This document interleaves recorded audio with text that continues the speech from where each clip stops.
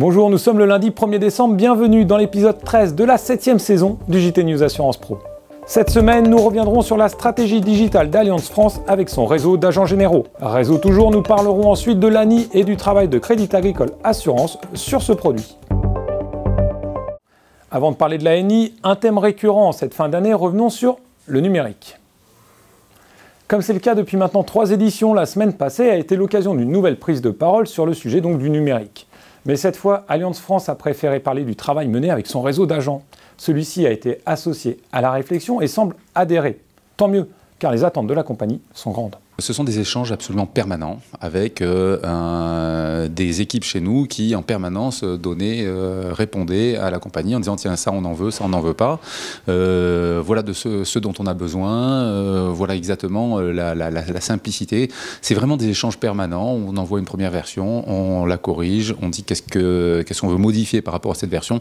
C'est très technique et à la fois ça doit être presque ludique, interactif en tout cas, c'est vraiment, on l'a testé avec des professionnels chez nous et aussi avec des gens qui sont pas très doués, mais qui comme ça voient les choses de manière très simple. Pour développer les clients hybrides, on a 2 objectifs. Une fois qu'on a construit ce modèle multi-accès avec les agents, c'est évidemment d'accroître fortement le nombre de leads. Donc on souhaite tripler le nombre de leads dans les 3 années à venir, d'ici 2016, pour avoir 300 000 leads en cible. On espère, l'ambition est même supérieure, mais l'objectif est de 300 000 leads à horizon 2016.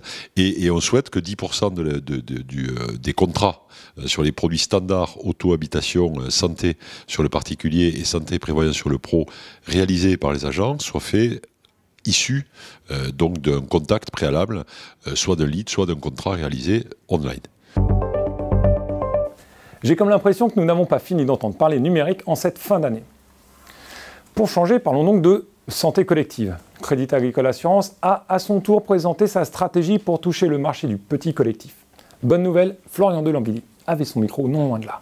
Le groupe Crédit Agricole a pris une décision stratégique il y a à peu près 1 an d'aller sur les assurances collectives. Nous avons décidé de tester cette démarche depuis le mois de mai sur 8 caisses régionales pilotes et volontaires. Nous les avons accompagnés en termes de transformation du réseau de distribution, en termes de maîtrise des compétences, d'outils, d'aide à la vente. Nous avons aidé les caisses régionales à mettre en place des forces technico-commerciales dédiées d'expertise pour accompagner leur réseau bancaire auprès des entreprises et avoir la crédibilité et la légitimité nécessaires auprès de ces PME et ETI en région. Je peux vous dire que d'ores et déjà le marché répond positivement.